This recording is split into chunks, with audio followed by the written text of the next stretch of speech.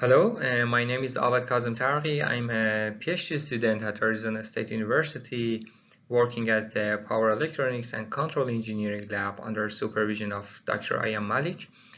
My research is focused on power converters used in EV charging systems and also the impact of EV chargers on the operation of power grids.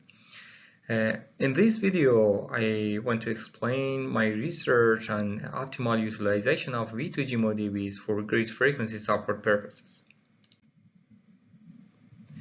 Here we are considering a case that we have a grid event like a trip in the generation or a sudden change in the load level. And we want to study the potential advantage of using the available EVs in charging stations to be connected in V2G mode and recover the dropped frequency up to the nominal value of 60 Hz. And for this purpose, we need to study the swing equation of the power system. And as you can see in this slide, that includes different parameters like the mechanical power, electrical power, the load angle, angular velocity, and also the inertia constant h. But we need to relate the change in the power level to the change in frequency in hertz. So we will replace the angular velocity with the fs and also the load angle with f in hertz. And finally, we have this equation that relates the delta p to the changes in the frequency. We are studying the case that we have a positive delta p by injecting the power by the EVs connected to the charging stations in V2G mode, and the positive delta P corresponds to the increase in the frequency of the grid. But consider a case that we have numerous EVs in different charging stations distributed over the grid, but we want to see what's the optimal set of EVs to be connected in V2G mode to increase the frequency of the grid. So we have developed an optimization problem, and as you can see here, the objective is to maximize the changes in the frequency or maximize the frequency support. And our variable here is the power of the total power of available EVs, the charging stations at time h. And here you can see the flowchart of the proposed program, starting with the first time slot and the first EV. We are selecting if this each EV it can be included in the optimum set of EVs or not, while we are checking the THD and the voltage profile of the grid as the technical constraints.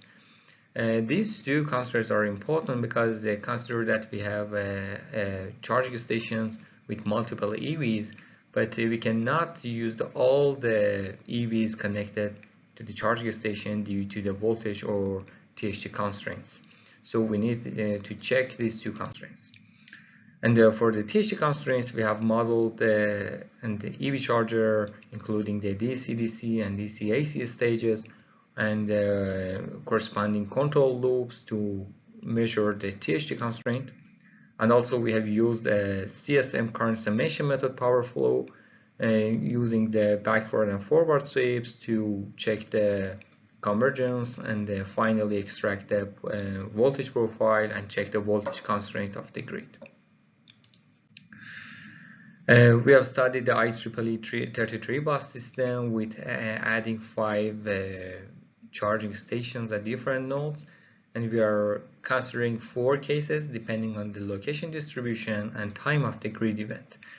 We have distributed and centralized strategies for the location distribution. In the distributed strategy, we have considered that EVs can be connected randomly to all nodes of the grid, and in the centralized strategy, the EVs only can be connected to the limited number of 5 charging stations, as you can see in the figure.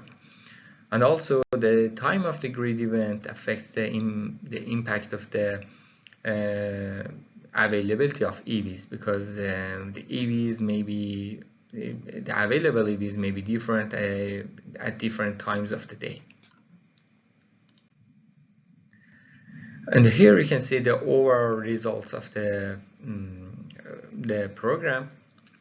As you can see, the maximum availability of EVs are related to the case 1 and case 3. That's related to the time of the day that we have the maximum available EVs at charging stations.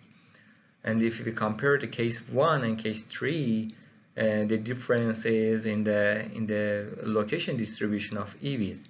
Case 1 is the distributed strategy that the EVs are connected randomly to the all 33 nodes of the system, while in case 3 we have only 5 charging stations, and numerous EVs are connected to the limited number of nodes. That causes that the THD constraints limits limits that we use the all available EVs, because we cannot connect multiple and high volume EVs at one node due to the THD limits of the grid, due to the standards. And the other point here is that if we compare the average power of optimal selected EVs with the average power of unselected EVs, we can see that the average power of selected EVs is much higher than the unselected EVs. And it shows that the heavy load EVs inject less harmonics to the grid. So the program automatically selects the heavy load EVs because it also increases the more, provides the more frequency increase while it injects less harmonics. So heavy load EVs are more advantageous from this perspective. And here you can see the comparison of the optimal frequency support for two power systems with different H values. The constant H shows the inertia constant of the system, and the low H, here we have H is equal to 3 and here H is equal to 9. And comparing the best case, that's the case 1, for the low inertia system like a microgrid, the frequency is improved from 59.5 to 59.78, while for a bulk power system with a high inertia constant, the maximum frequency is improved up to 59.62. So the conclusion here is that the proposed method, the optimal grid frequency support provided by the V2G mode EVs, is more advantageous for the small power systems or microgrids when injecting the power has higher impact on the frequency of the system.